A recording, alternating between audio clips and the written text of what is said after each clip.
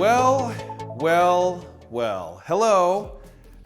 You know this because this is the incentive for having actually purchased my book. My name is Dave Hollis. The hardest thing I've ever done in my entire professional career was writing this darn book.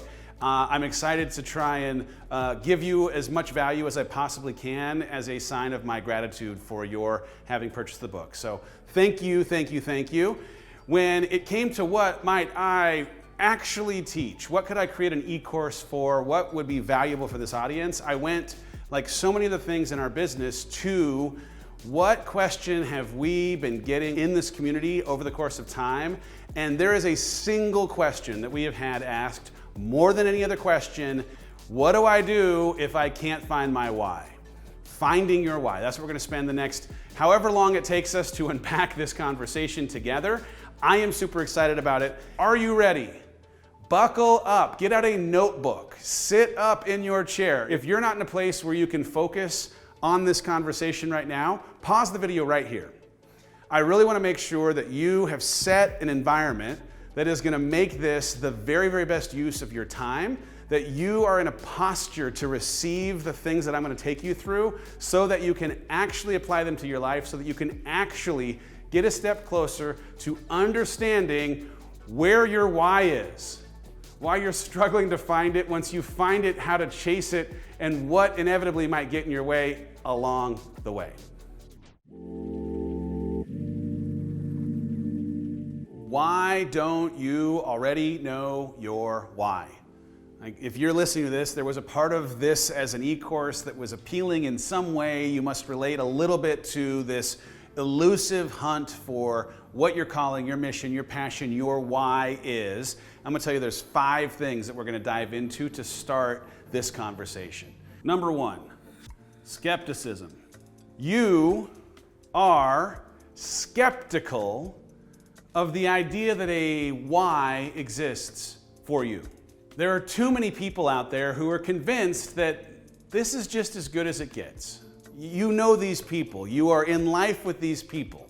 These are people who have subscribed to a story about how life just shows up for people like them. It may be that they believe a story about their family of origin. We're just a people who have to endure hard things. We're just a people that don't have the same opportunity as other people. We're just a people who have to accept that this is our lot in life. That is a story that they believe. And if you find yourself in any way relating with the story that they believe, that is a thing that you have to actively rewrite the story of. We are not going to answer the question of what your why is if you start this conversation with a story of limiting beliefs, of thinking that you are just a person who is destined to only have a life that is as good as it is today. You have to start there. You have to believe it with 100% certainty, with absolute certainty that the why you have been given comes with the responsibility of chasing it down, unlocking it, and allowing it to be something that can bring light into this world. You have to think differently about the value that you assign to the past that you have if you are going to unlock the possibility of the future that sits in front of you. It may not be just that you are skeptical of your worthiness for a why. It may be that you're skeptical of the tools that it's going to take to get there. I can attest as a skeptic that I, over the course of my life, absolutely questioned the validity of the tools that might help me unlock the why in my life. It took me getting stuck. I mean, bottom of a valley, I'm in a ditch, desperate to get out of it, stuck, to change the way that my skeptical mind thought about the kind of tools that would help me chase down my why. Skepticism is the first reason why you have not yet found your why. You have to decide today that you are worthy of a why. Hello, I know I'm no longer standing, I'm now sitting, I'm in my office, but this is not an e-course where you just get to sit back and listen. We're gonna do some work. And so when we pop into here, my office, I'm gonna lead you over to the PDF that you should have received with this e-course, where we're gonna do some work together in between some of the coaching so that you can get the most out of our time together. So we just came out of talking about skepticism, that your skepticism of your why existing may be part of why you can't find it. So we're going to start by making a list on the first page of that PDF, left-hand side, of any of the areas where you currently have skepticism about your why. And on the right-hand side, I want you to think about how you could turn that skepticism into an empowering belief, into something that would afford you an opportunity to take that negative or that thing that currently is holding you back and turn it into something that could help propel you forward in this pursuit of that why. So we're going to give you a little bit of time here. Go ahead and start writing, and I'll see you on the other side of you getting to work.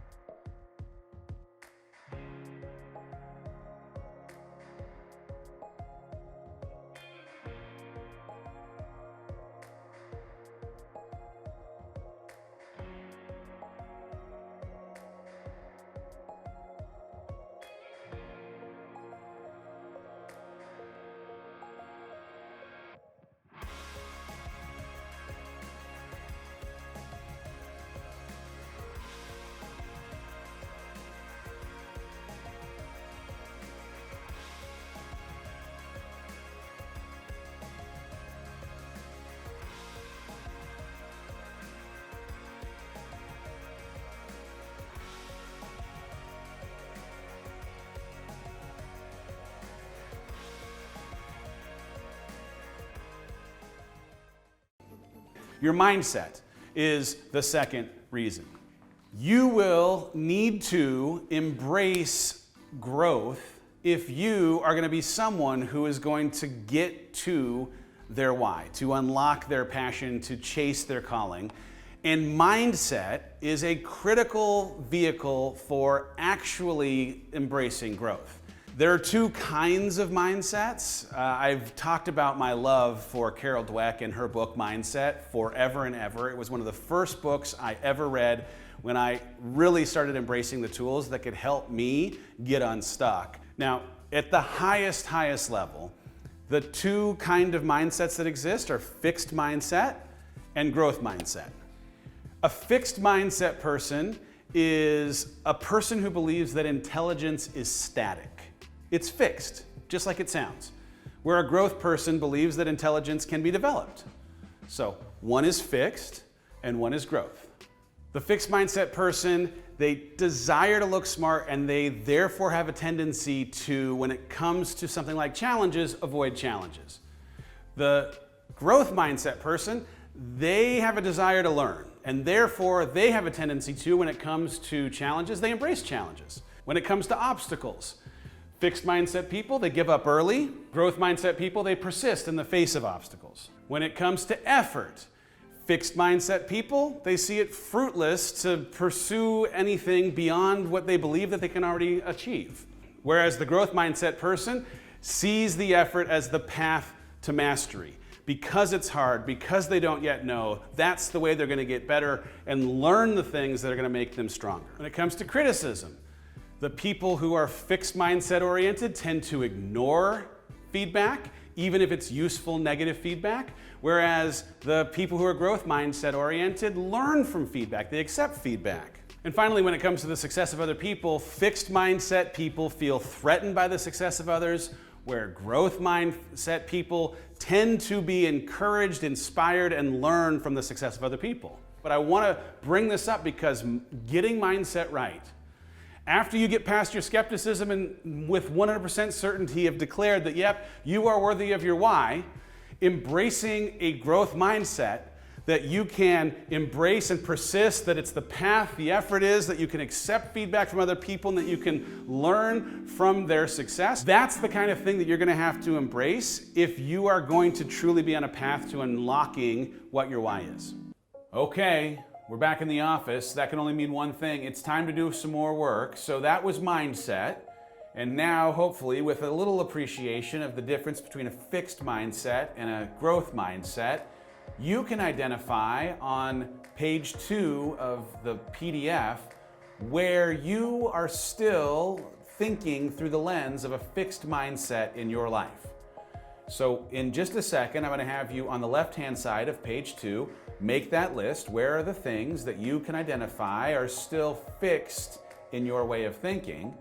And on the right-hand side, what are some ways that you would have to think differently, that you'd have to approach the way you see things through a different lens that would have you thinking through a growth mindset? So take a second, we'll give you a minute or so to write down now, left-hand side, places where you're still in a fixed mindset, and right-hand side, what you need to do to change the way that you're currently thinking from fixed to growth. We'll see you on the other side of this exercise.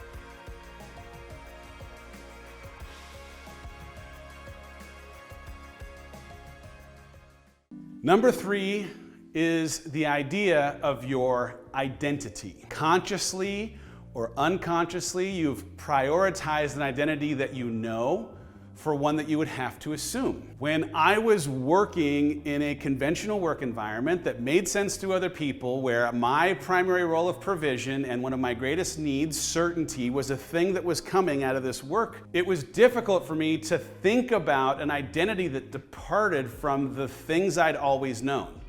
The role that you play for other people or the role that society expects you to play are the two biggest things. If you are a human interacting with humans, then you have assumed roles in those relationships. If you're in a relationship where you're married, then you have a partner. So one of your roles may be husband or wife. Your role may be father or mother if you have kids. It might be caretaker, whatever it might be, right? You have assumed a role for other people, and that identity in some ways is creating blinders because of what you perceive to be the impossibility of you maintaining this identity and chasing your why. Somehow the story that you're telling yourself is that you could not possibly be a good wife and a person who creates an online bakery. That there's no way you could be a good dad and have a job that requires you to travel. You have decided to believe a story that is keeping you from seeing your why. The other is the role that society expects. This is what good girls do. That's what real men do. It's what a good sibling or a good parent or a good Christian, whatever it is, fill in the blank. Part of why you can't find your why is that you have given more weight to what society suggests you should have available for your why than is actually true. These things exist, right? The roles you play for others, the roles that society expects, they exist. They are not going anywhere. And you're going to have to decide, can you embrace that you can be both? There's a conversation that I have all the time with people. What will this do to my kids? What will me chasing this passion, what will this calling of mine do to my kids? And you're asking the wrong set of questions. The question is, what will this do to my kids when I model for them pursuing my why? What might it mean for them believing in themselves because of them witnessing me believe in myself? I'm modeling in real time that it's gonna be a thing, me having to travel. It's gonna be a thing, me having long days. It's gonna be a thing, me working as hard as I do, and there's gonna be so much good fruit that comes from it. I want them to see how hard I'm working, and I want them also to realize that I can work hard and love them very, very well. My 3 sons will never in their lifetime question whether a woman is capable of standing on a stage, writing a best-selling book, leading a boardroom, because she is modeling in real time that she is as capable of doing those things as anybody else. What will it mean to your kids if you step away from the identity that you have stayed stuck to go pursue what it might mean to unlock the calling of your life? All right, identity.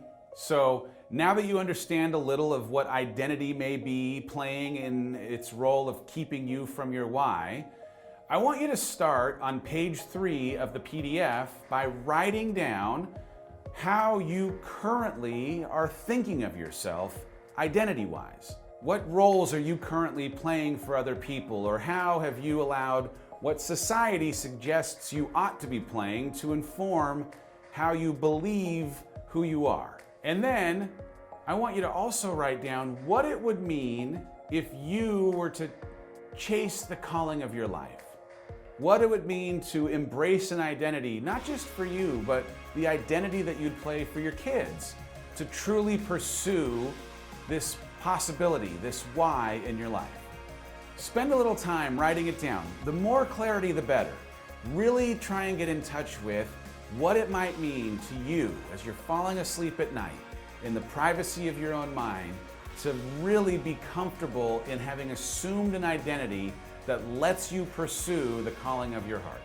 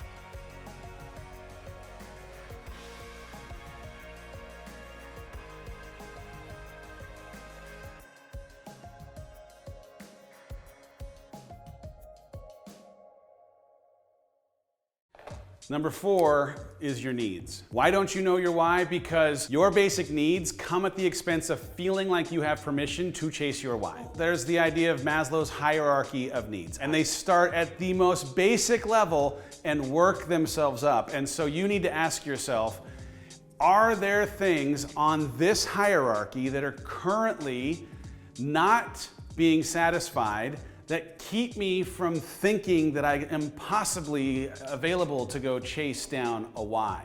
At the most basic level, you need to focus on food and water and warmth and rest. The next level is about safety and security.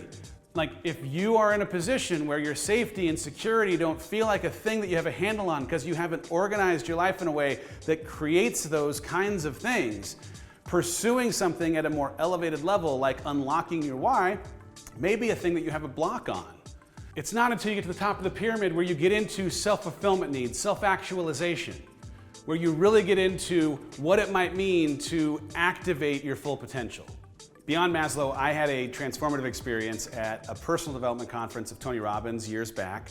He got into the 6 needs The needs of personality and the needs of the spirit. In this session that he was teaching, he asked this single question: who did you crave love from most when you were growing up? Your mom or dad? And who did you need to be to get that love? Because the 5-year-old version of you informs the 45-year-old version of you. And when I answered that question, the answer for me ended up being certainty. Managing expectations and getting good grades and behaving and performing and doing all of the things that I thought might bring me love. When we went into our adoption journey, uncertainty was the currency of the day. And against the backdrop of me having only truly reached for certainty as the primary commodity of my life, it was jarring and disruptive to be in a position over and over to have the international adoption scene, then the foster care system, and then a private adoption introduce uncertainty every single day. We had a harrowing experience in our adoption journey. We thought we were adopting 2 girls. They were born and we were told abandoned in the hospital. We picked them up after naming them and brought them to our home, and for weeks they were our daughters. Unbeknownst to us, that all along there was a biological family in the background fighting for custody of the kids, and they were now not our daughters, but people we'd taken care of, and our lives were shattered. And in that uncertainty, I was able to see the power and the beauty of enduring hard things. I was able to see what variety, in this instance, could mean for testing the mettle of my family. It showed me how resilient our kids could be. It showed me how strong our marriage could be. It showed me how strong our faith can be. And so I now left that experience with a completely different vision and appreciation for how uncertainty is an important factor in growth. I don't know what needs you might have answered that question to from when you were 5, but if they aren't serving you at 45, if they're not serving you at 55, if they're not serving you at 35, they may be an inhibitor for you actually being able to see what your why is. So you need to first take care of your basic needs so you can get to the bigger needs that you have in your life, but you also need to unpack what of the needs you've had in your life are actually keeping you stuck, are actually keeping you in the way of unlocking and unpacking your why. All right, so we just got into needs, and now I want you to answer that same question that I answered at that personal development conference of Tony's. Because man, getting a little bit of insight into who I needed to be and how I needed to show up for the person I craved love from most was a real eye-opener and helped me in this journey to understanding my wiring and really what was keeping me in my way. So, on page 4 of the PDF, turn there now, I'm going to ask you those same questions. Who, when you were 5 years old, did you crave love from most? Who did you crave love from most? Who did you have to be in order to get that love? How did you have to act?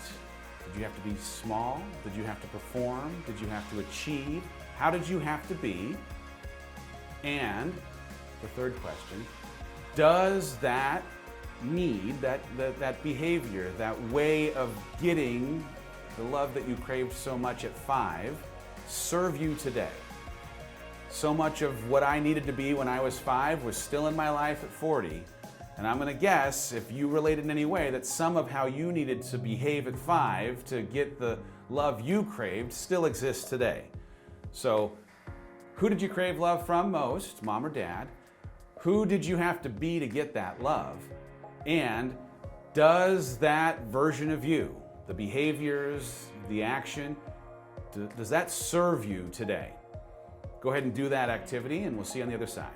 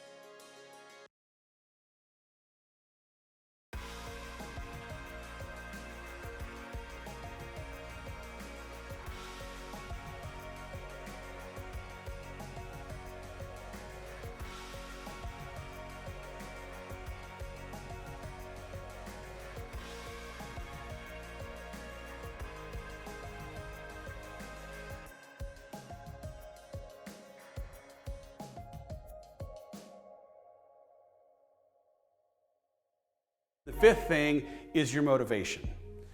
You struggle to feel motivated to go after it in the first place.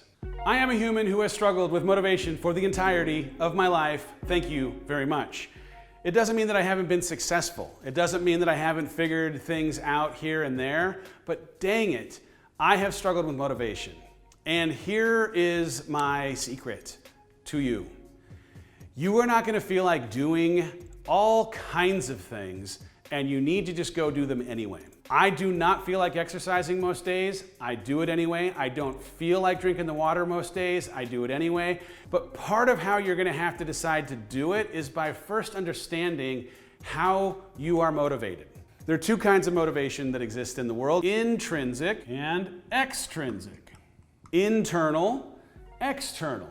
Intrinsically motivated people, they are interested in knowledge. They're interested in growth. They have an interest inherently in unlocking their passion. They tend to be more dedicated. They find a way to anchor themselves to purpose. Dang it, I wish that I woke up every day feeling a little more intrinsically motivated, and yet I relate over here. I am more extrinsically motivated. I have been a person who was moved by deadlines, by pay, by social status, by a prize, an award, a piece of candy, or whatever it might be, a pat on the head for having done a good job. If there was a carrot that you could dangle in front of me, I'll go chase that carrot. That's fine unless you can't see the carrot. My wife has this always burning pilot light of motivation inside of herself, and I have to on an almost everyday basis, create the kindling to build the fire and engineer the way for it to light itself every day, even though I don't feel like it. And when it comes to why you can't find your why, part of it may be that you're struggling with the motivation to find it and you need to manufacture it. How, Dave? How in the world am I meant to actually generate motivation? Well, here are a couple of tips that I have. One, stay connected to your wiring. Don't hope that you're going to wake up and just be intrinsically motivated if you're not an intrinsically motivated person. Two, create some leverage. I am really a big proponent of creating leverage when it comes to motivation. Your leverage can be one of two things. It can be positive leverage, imagining the vision of what your life will be like once you get to that why and can unlock the passion, the calling, the impact that you believe that you were put on this earth to do. Or you can visualize what not achieving your goals or what not chasing your why might look like. I don't know how you're wired. You might be the person who can chase the positive, but you also might be the person who needs to have the negative, but create leverage to stay motivated. Push yourself to have a goal every single day, even if it's small. Reward yourself when you make some progress. Make sure you recognize that progress and then keep on going. Be intentional with who you surround yourself with. We're talking about motivation. If you are surrounding yourself with people who are unmotivated, you will not be motivated. If you are surrounding yourself with people who aren't positive or filled with hope, you will not be positive or filled with hope. And then finally, how do you keep motivation? How do you find a way to generate motivation? Give yourself some dang grace. Be kind to yourself. You got to believe in yourself. You got to stop comparing yourself to other people, because this pursuit of your why is your journey and your journey alone. Be graceful along the way. Motivation. I know motivation is a hard thing for some. Dang it, it's been a hard thing for me, but understanding how I'm motivated has been a super hack in how I approach basically every single thing in my life. So I want you to have the same benefit of understanding your motivation, your wiring around motivation, so that you can also engineer a way to activate it when you need it most. So jump to page 5 in the PDF and identify now, are you more intrinsically or extrinsically motivated? Are you intrinsically internally motivated, or are you more extrinsically externally motivated? Beyond that, make a list of the things that you're motivated by. Just understanding whether it's more internal versus external, and identifying specifically the kind of things that traditionally motivate you are going to give you the breadcrumbs to understanding how you'll have to engineer pack motivation on the days you don't feel like it. So go ahead, again, page 5, dive into, do the work, and we'll see you on the other side.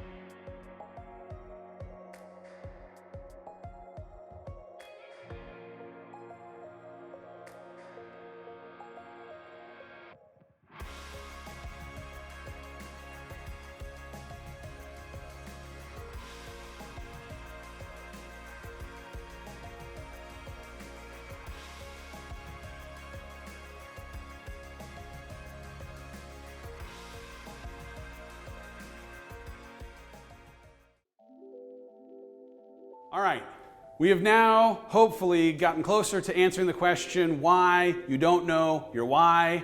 The second big question is, what are the components to finding your why? So let's start here. We're going to draw the Venn diagram of Venn diagrams. Okay? It lights your heart on fire. You just love it. It's the thing that you love doing. What lights your heart on fire?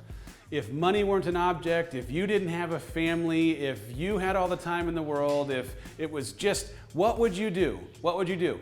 I would be the broadcaster of the Los Angeles Dodgers. That's what I would do. What do you love doing? That's the first thing. This is not an art class. The next component is, it brings some needed light to this world.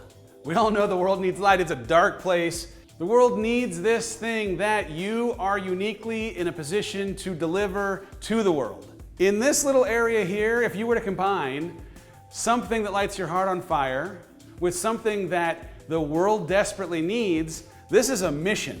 You love it, the world needs it. The next is, it creates financial freedom for you. You can get paid doing this. I'd love to tell you that this isn't important, but you have to, in thinking about what your why is, also consider the responsibilities that you might have in providing for your family, taking care of the people that you love, taking care of yourself. So getting paid is important. And when you think about this little slice here, something that can bring light to the world, something that the world needs, and you can get paid for it, they call this a vocation. The final component feels like an important component. It's something that you're great at.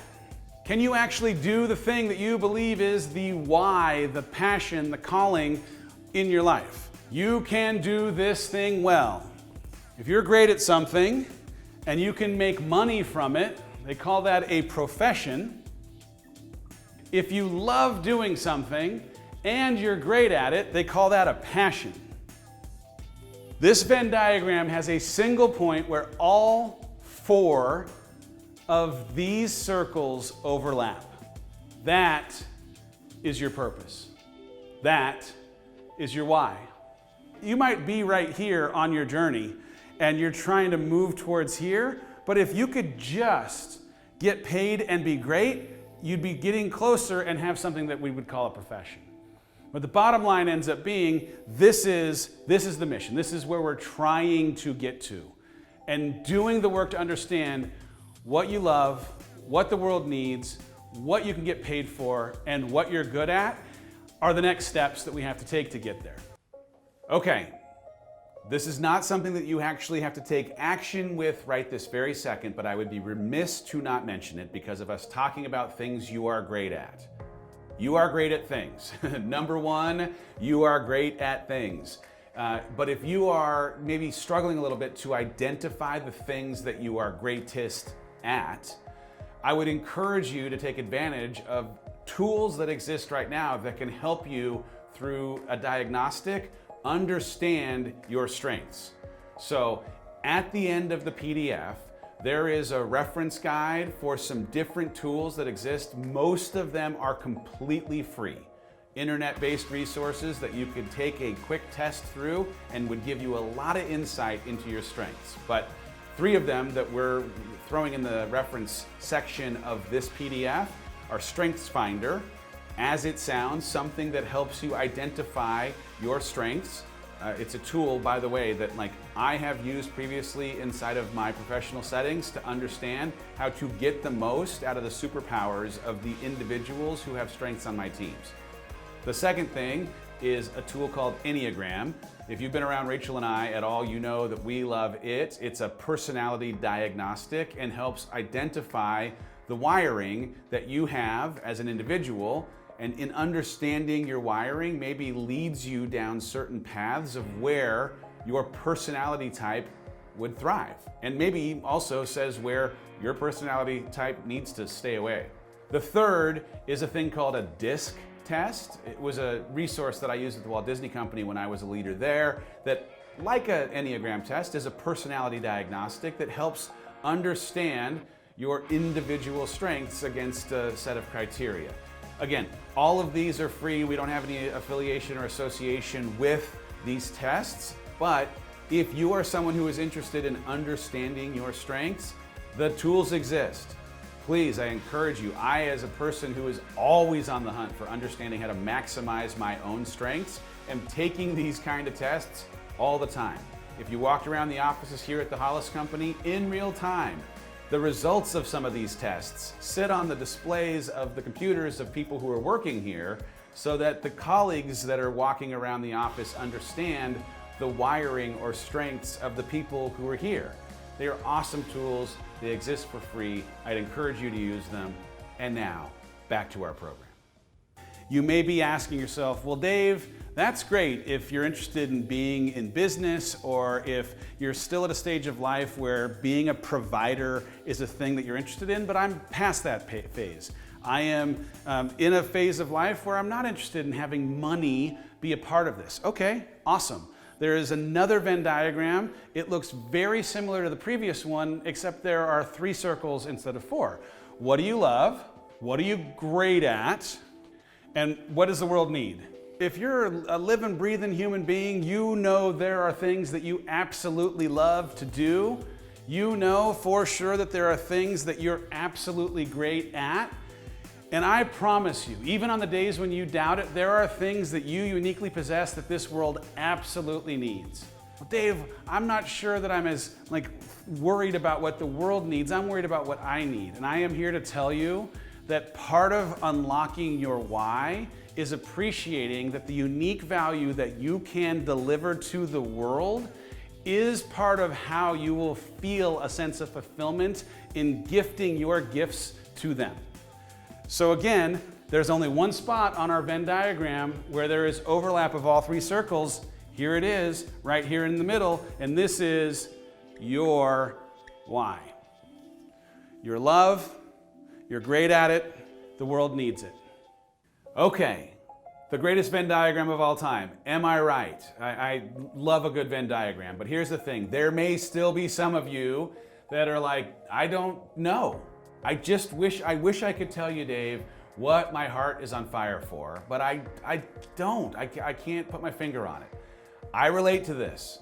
I've had these same conversations with Rachel, and she, in pushing me, what would you do if you just had anything, you can do anything. I've struggled a little bit. I found a tool that was super helpful for me in helping narrow in on what lights my heart on fire, on what, just tugs at the passion inside this soul, and I think it can be helpful for you too. It's a simple exercise where I want to ask you questions that are a little bit different, but dang it if you can get the answers. If you are honest in answering the answers, it's going to help you get closer to some of what maybe is still missing in this process. Turn to page 6. On page 6 of our PDF, there are a list of questions. You're going to see them here on the screen in just a second. I want you to answer these questions. Darn it, answer these questions honestly. Nobody's looking at your paper. No one is going to judge you for the answers to these questions. The more honest you can be, the more clarity you're going to get on what lights your heart on fire. They're a little bit different. Laugh if you need to, but just answer them honestly. Here we go. These questions come from the Passion Test, The Effortless Path to Discovering Your Life Purpose by Janet and Chris Atwood.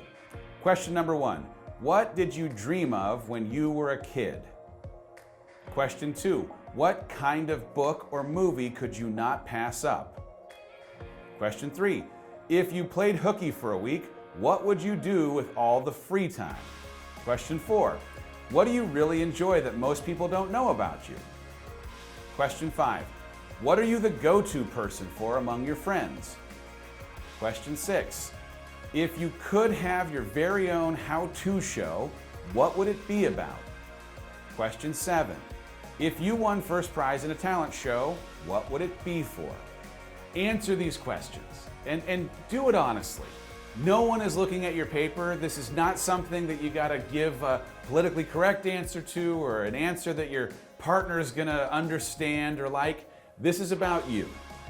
Answer these questions honestly and spend a second, if you need a little bit of a longer period of time, thinking about them, because the more honest you can be in really answering what you love, what you would do with the time, what kind of show you would have, the closer you're going to get to uncovering something that really lights your heart on fire, something that truly gets you closer to the unlocking of where to find that why. All right, what is going to get in your way? Right? We've made progress, hopefully, in uncovering so many of the things that we needed to try and get a handle on, and now as you have a little more confidence about where you need to go and what you need to do, what's going to get in your way? And the first thing is other people. Other people are going to get in your way. Stepping into the calling of your life, stepping into your why, is going to be disruptive if you haven't already been in the posture of embracing your why throughout your life to this date. People have become accustomed to who you are and how you show up in theirs. And in there having some expectation around how you show up for them today, your decision to go chase this next version of you is going to be disruptive for them. So you have to decide, are you going to fully embrace this potential that you have, this calling that you have, this passion that you have, your why? Or are you going to keep everyone in your life totally comfortable? Because it's either or. There isn't a scenario where you keep everyone feeling completely comfortable and you pursue your why. Uncomfortable isn't bad. Discomfort has been the single greatest catalyst for growth in my entire life. And I used to run from it and now run toward it. Discomfort is not necessarily a bad thing. Your ability to be who you were for people is going to be challenged in this, and their discomfort and your departure from who you previously were able to be is something that you're going to have to be okay with. Front-loading them, explaining how you're going to, show up differently for them, how important your decision to pursue this why, and how it might make you the kind of person who can pour more beautifully into their life. You're going to have to strategize how you have these harder conversations, but just know that it's going to come with some friction. I resisted making a leap toward my why for years because when I knew what I needed to go do, it came at the expense of what everyone else thought I should do, and my want for keeping them, the collective them, happy had me delaying a decision to fully step into my why at the expense of my happiness. I kept them happy at the expense of me being happy. So you're going to have to decide, is your happiness, is your ability to be light in this world, is your ability to potentially create financial freedom, to do something that you love, to check every single one of these boxes, to do the thing that you're great at? Is that decision going to be something that you're willing to do at the expense of every other person in your life potentially getting it, potentially staying comfortable? You have to choose one or the other. And the next one is the work. Chasing down your passion is going to take work. Just because it is the calling, just because it's your mission, just because it's why you're on this planet, does not mean it will be easy. I did not really grow up with this as a mentality, and I'll be honest, the transition from this identity that I knew and this world that I inhabited to the one that I'm in right now has been violently disruptive to my sense of normalcy and has required unbelievably more work than I thought it would. And I didn't love that idea, and I still don't love that idea, and yet I have to do it anyway because I am in pursuit of this impact that I know is possible only through doing the work, only through sitting in and having the hard conversations, only in battling against my negative coping mechanisms, only in doing the work. It is going to take work, and I don't know what work is going to look like for you, but it may involve therapy, it may involve thinking differently about your coping mechanisms, it may involve eating and drinking plans that are a departure from the way that you've been historically, it may involve a new circle of people that can pour truth into you instead of holding you down at mediocre, but it's going to take work, and you just have to become comfortable with work being the price of entry. The next thing that it's going to take is time. What's going to get in your way? The amount of time that it actually takes to reach your why.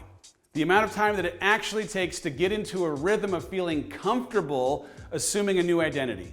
The kind of time that it's going to take to acquire the skills to actually be great at the thing that you've now assumed. The kind of time that it's going to take to become comfortable with those that would judge or those that are uncomfortable. It just takes time. And the sooner that you, at whatever state you are in this journey, can appreciate that it's going to take time, the better you will stay out of your way, and the sooner you can recognize that you are also on a journey that does not actually have an end. The ability for your brain to think differently about time when you realize that growth, that becoming who you are on this planet to become, does not have a destination, but is something that you will be on a journey through for the rest of your life, will change the way, hopefully will change the way that you think about the kind of time that you have to put into it. You got to put in time forever. But the time that you put in, you're getting such a return out of it that it hopefully changes the way that you think about time as a negative and instead of time as an opportunity.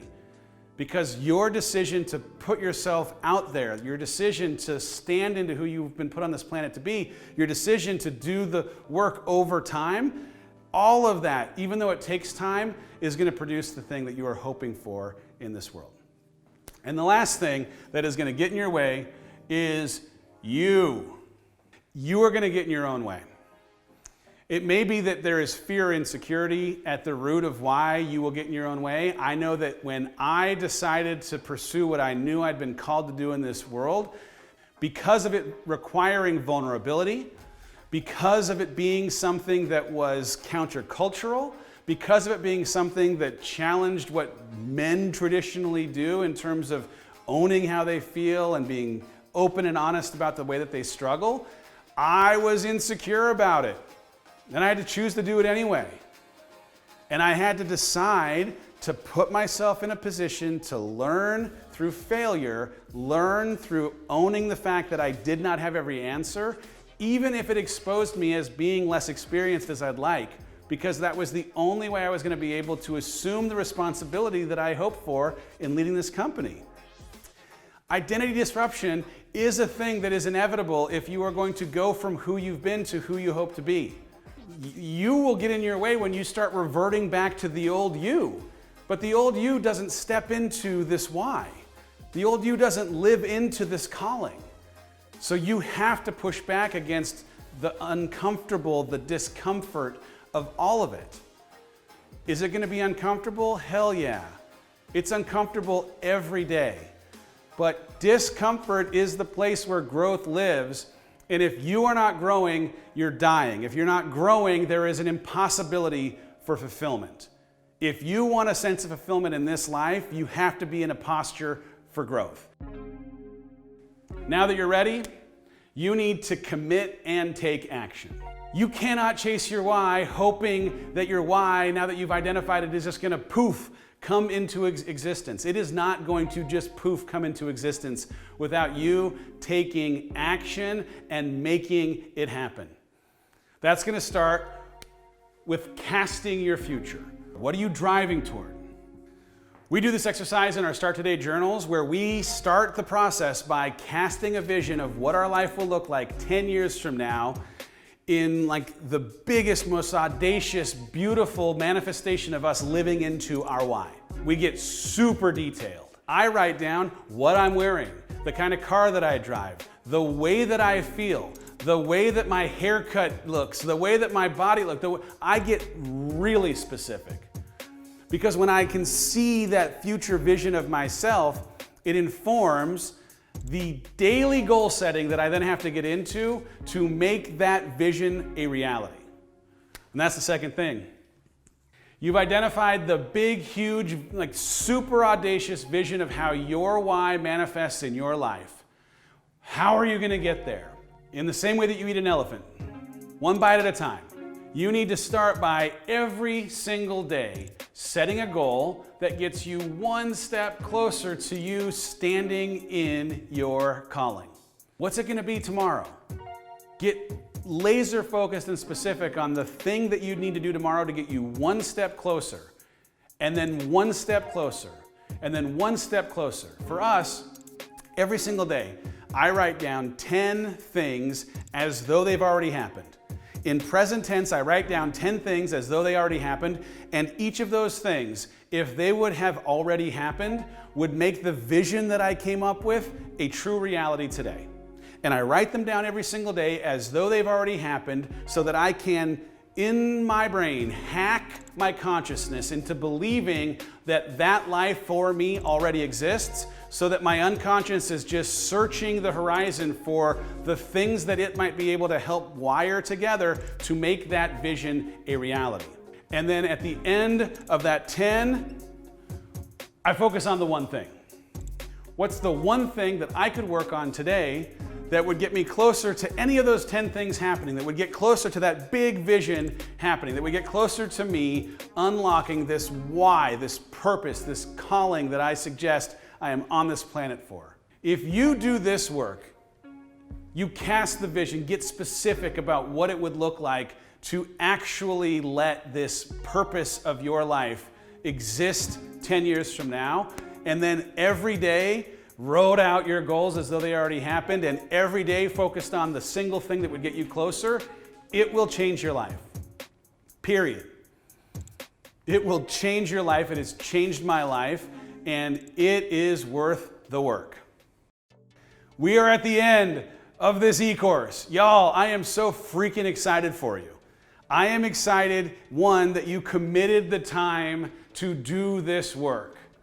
But I want to encourage you, don't let this journey end with this course.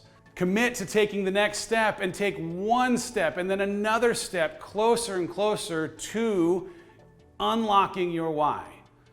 Hopefully you understand a little bit better now why you were unable to totally put your finger on what your why is, the components that make up finding your why and figuring out how to chase after it, the things that'll inevitably get in your way, and the kind of action that you could take right now that would be life-changing in pursuit of it.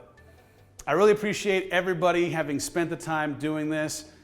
You guys got this in part because you bought my dang book, and I am really, really grateful for your belief in my writing. I am excited for you to read the book because a lot of the things that we just barely touched the surface on in this e-course are talked about in way more detail inside the book, so I'm excited for you to experience that. This is the first time that I am standing in the coaching area that Rachel Hollis usually stands in. I am kicking off 12 months of business and life coaching, and if you got anything out of this and would be interested in having me as your business coaching Sherpa, taking you on a journey over the course of the next 12 months through what it meant for me in my professional career inside of big companies, learning how to build a career from where I started at the Walt Disney Company as a coordinator to where I finished as the president of distribution, or some of the really unique learning that I had in the transition from corporate environments to a startup environment here at the Hollis Company. I have a 12-month plan that is, I think, going to knock your socks off, and I would love to have you come along for that ride. On the life coaching side of things, I'm going to basically try and talk you through all of my experiences in not being wired like my wife. I don't have the same kind of motivation that she has. I don't have the same kind of mindset that she has. I've been skeptical. All the things that we talked about in this course.